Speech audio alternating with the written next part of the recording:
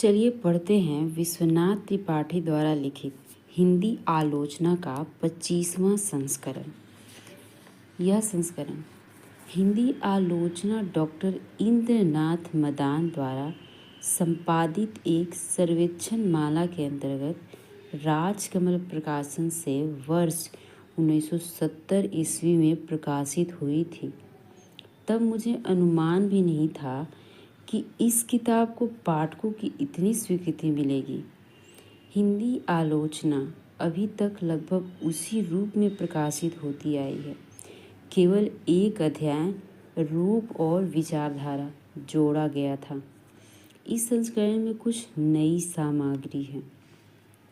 मार्क्सवादी आलोचना के समानांतर हिंदी में व्यक्तिवादी इतिहास तथा विचारधारा से मुक्त साहित्य के आग्रही विचार प्रकट किए जाते रहे हैं। ये विचार हिंदी प्रतिष्ठित रचनाकारों द्वारा व्यवस्थित रूप से प्रस्तुत किए गए हैं और इनका हिंदी साहित्य पर पर्याप्त प्रभाव पड़ा है।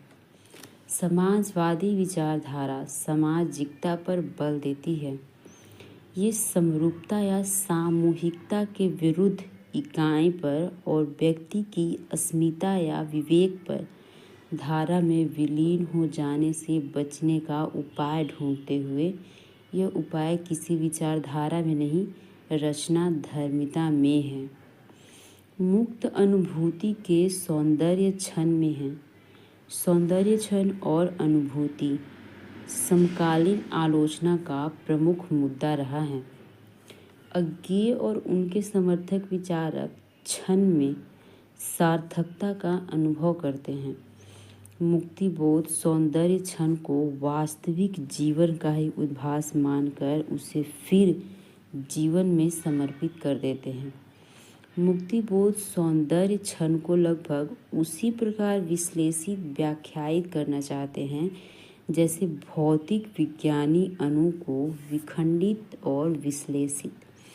यह संयोग है कि इस वाद विवाद के भागीदार अज्ञेय निर्मल वर्मा, लक्ष्मीकांत वर्मा, विजय देव नारायण शाही और मुक्तिबोध प्रधानतः सर्जक साहित्यकार हैं।